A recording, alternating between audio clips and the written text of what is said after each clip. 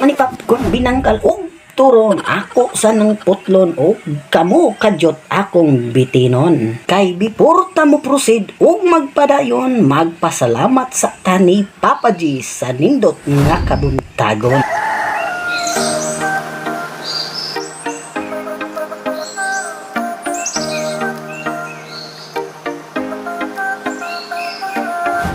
Well, ubay-ubay na pod sa inyo ang nagbagot-but o pinaabot kung kanus atas sa atong page maka-upload.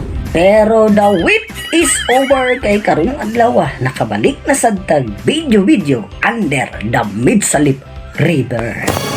Busa, wala na ang pagbagot-but. Iki-ay ang sampot kay ang Midsalip TV goes to Barangay Ginabot. Ang Ginabot is isa sa mga barangay na sakop sa Midsalip nga naay 711 population as of 2020.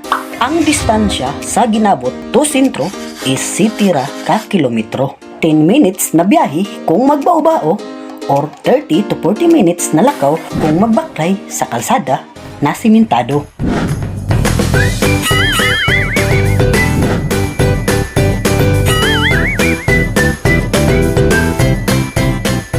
Padaghanay lang ganig suba ang isgutan, kanina siguro ang Barangay Ginabot ang pinaka number 1.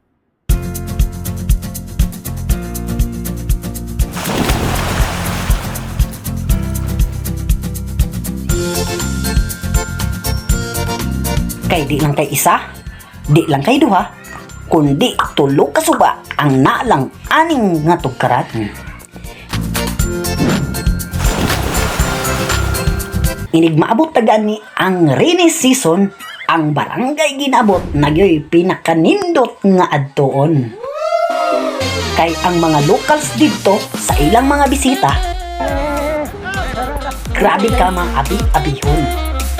Mao ganing kining video was taken ni adtong June 24, naka-timing tag birthday sa usa ka senior.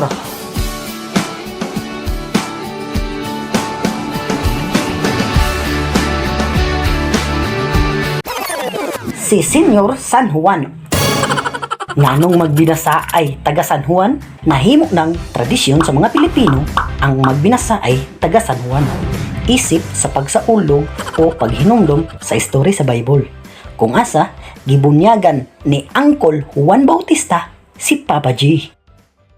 Maunang, every June 24, daghang lugar sa Pilipinas ang mga ligog dagat, maligog swimming pool, or maski na sa sapa, or magbinasa ay og tubig kay matud pa sa mga katiguangan gibuhat daw ni para ulanon kag mga grasya. Kay the more na mabasa ka, the more ang grasya.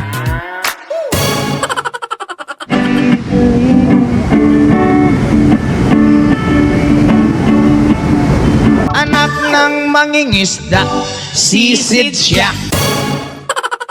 Sisid ako, sana all. Sisid ang kami. Sisid ang kami. Hanggang mahuli yung rumpi. Since ang Ginabot is duol raman, bisan kinsa, welcome aning sa paatanan. Mapabayi, laki, bata o tiguang, bisan pag 11 months pa na nga mabdos o maniwang. Way gipili, basta imuha lang kining ampingan. Wow, sana all naigiampingan. Friendly reminder lang, ang sapa sa Ginabot is dili kumpensahan. Kay sa babaw na gani magpulan, basig kamo niya mabahaan. Siguradong puniton gyud mo dito sa Barangay Ikwan. And that's all folks, everyone. Bye-bye. Enjoy and have fun. See you next time sa Ginabot, inig taga San Juan.